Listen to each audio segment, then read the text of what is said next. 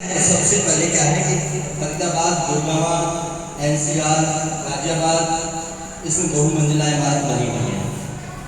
और इन बहुमंजिला इमारतों में क्या होता है,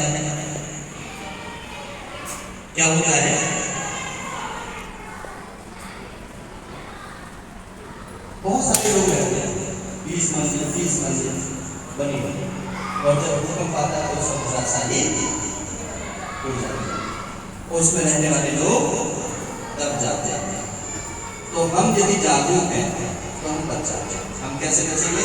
जब भूकंप आया था तो हम जो कोने थे कोने में चले गए, ये सीढ़ियाँ हैं, सीढ़ियों के नीचे चले गए। हमारे घर में मेज है, मेज के नीचे छिप गए। हेलमेट है, सिर पर हेलमेट के है ना। और कोई ऐसा आवरण है जहाँ पर हम ये पीठ और गर्दन चल सके, वो छिपा है।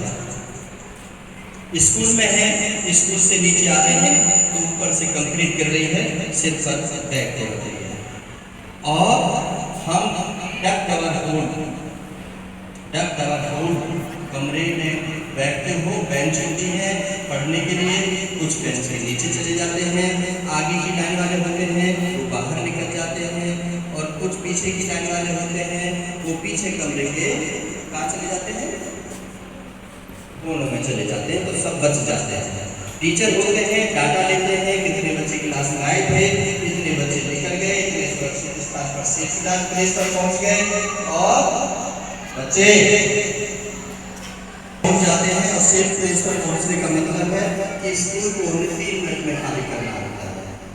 और जो बच्चे सब जो टीचर होते हैं वो बाद में आते हैं, वो डाटा लेकर के आते हैं, प्रिंसिपल को रिपोर्ट करते हैं कि मैडम आज इतने बच्चे थे, इतने बच्चे उनसे उपस्थित थे, इसमें से इतने बच्चे बाहर निकल गए हैं, गीता बगीता सुनीता वो कोनों में छुपी हुई है, राम महेश दिनेश इनकी चोट लग गई है, इनको लेकर के आ रहे थे, उनका पैर टूट गया है, इसके सिर में चोट लगी है, दरवाजे से बाहर निकल रहा था, दरवाजे से टकरा गया है, दरवाजा फंस गया है।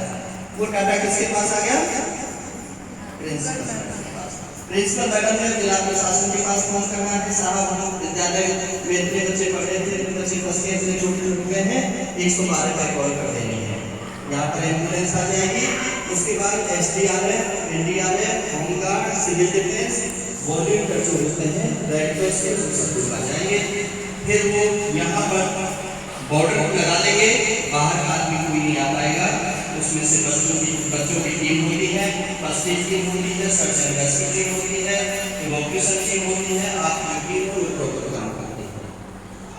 जो टीम फर्स्ट एड की है वो पट्टी गोली कर रही होती है, पट्टी दवाई गोली कर रही होती है, और इवैक्यूएशन है वो बिल्डिंग को खाली कर रही होती है, और जो सर्च एंड रेस्क्यू है वो चारों तरफ कैमरा लगा करके, शोर मचा करके, पैरों के बाहर लेकर के, दस्तक दे करके NDRF SDRF आ चुकी है, हौसला देने होती है, उसके डर को निकालनी होती है, चिंता मत करो सब ठीक हो जाएंगे, टीम आ चुकी है, जिला प्रशासन के लोग पहुंच चुके हैं, सब ठीक ठाक हो जाएगा। क्लियर है? तो ये आता है स्कूल सेफ्टी प्लान। किस क्लास है? School safety plan. जो आपका प्लान बनेगा उस प्लान में आपकी टीम बनेगी, उन टीमों को सिखाया जाएगा हमने काम क्या करना है। फिर मॉकड्रिल होगी, डिजास्टर आएगा, घंटी बजेगी, आप स्कूल की बिल्डिंग खाली करोगे, सुरक्षित स्थान में जाओगे, कुछ लोग घायल होंगे, उनको पट्टी किया जाएगा, कुछ लोगों को 2 हैंड सीट पर, कुछ को 3 हैंड सीट पर, कुछ को फायर ब्रिगेड उस पर, इस प्रकार से लेकर के जाएंगे, सुरक्षित स्थान पर पहुँच जाएंगे। ठीक है? और आपके मम्मी पापा जो बाहर शोर मचा रहे थे उनको भी आप बता देंगे कि जब कोई ऐसी इमरजेंसी आती है तो हमारे टीचर होते हैं, प्रिंसिपल होते हैं, सब हमारे साथ होते हैं, इसलिए घबराने की जरूरत है। तो जैसे बरसात होती है, बरसात में पानी भर जाता है, जो जिस रास्ते का प्रयोग कर रहा होता है उसको पता होता है कि इस रास्ते में कहाँ खाई है, कहाँ गड्ढे हैं, कहाँ से मुझे निकलना चाहिए, कहाँ से नहीं निकलना चाहिए। लेकिन फिर भी आप जब यहाँ से स्कूल से गए थे तो सारे मैन हॉल बंद थे, लेकिन बरसात हो गई, पानी घरों में भरने लगा, तो घरों के लोगों ने निकल करके मैन हॉल खोल दिया। अब अगले दिन जब स्कूल आ रहे थे, जब भी पानी भरा हुआ था, आप लोगों ने सोचा कि मैं कल गया था, जब तक तो सब ठीक था, लेकिन जैसे ही आप अगले दिन आए और आपका पैर मैन हॉल में चला गया, और मैन हॉल में चला गया, अंदर चले गया,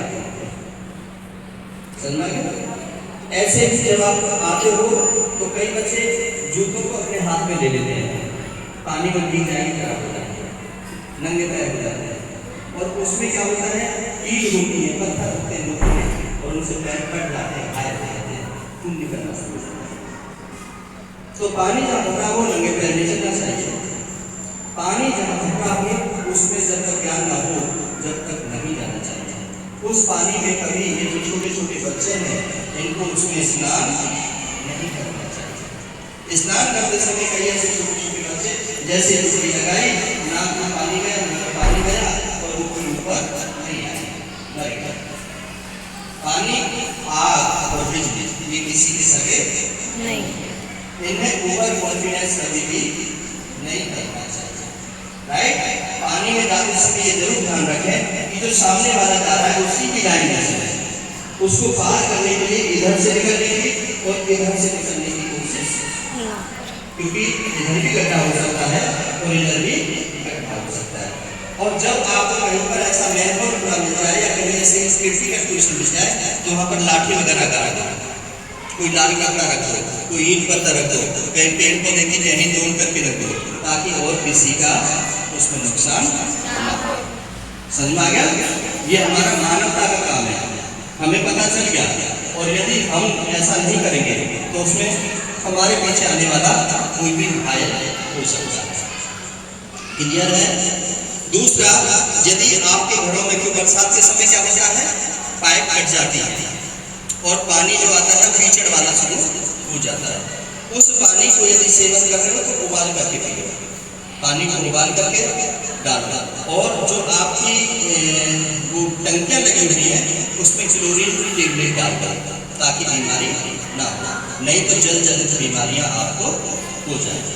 समझ में आ गया? और वो बीमारी जब हो जाती है तो घर में जितना पैसा जमा होता है वो सब पैसा डॉक्टर ले जाते हैं, लग जाता है। तो सबसे पहला हेल्थी हेल्थी बाइक, हम स्वस्थ रहें, हमें कोई बीमारी ना हो, हम निरोग रहें, जो कि हमारे पापा मम्मी 10,000 20,000 रुपये कमा रहे हैं उससे हमारी गुजर बसर हो जाए। और यदि हमारे कोई बीमारी हो गई, क्रिटिकल कंडीशन हो गई तो पापा मम्मी कहीं से कर्ज करेंगे, हमारी बीमारी पर लगाएंगे और फिर वो हमें सहन नहीं करेंगे, फिर हमारी पढ़ाई छूट जाएगी, हमें और कोई काम करना पड़ेगा। तो उसके लिए क्या है, हमें जागरूक रहना है और सभी को जागरूक करना है।